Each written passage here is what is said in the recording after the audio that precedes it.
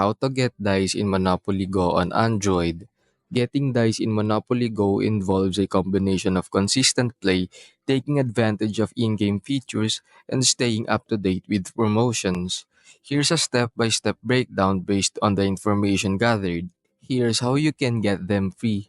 First, via daily rewards. Just log in every day and claim your free dice. Second is free gift timer. Check the shop every few hours for free rolls. Third, events and tournaments.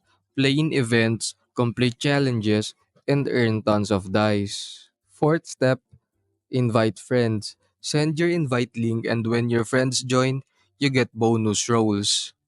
Fifth, friend gifts. Exchange the dice with friends every day. More friends, more dice. Sixth step, sticker albums. Complete sticker sets to unlock huge dice rewards. Seventh, level up and build landmarks. Upgrading your board gives you free dice along the way. Eighth step, watch ads. Occasionally, you'll get the option to watch ads for extra rolls. Ninth and last step, is limited time offers. Keep an eye out for special in-game bonuses and promotions. Use these tips to keep rolling, collecting cash, and dominating Monopoly Go.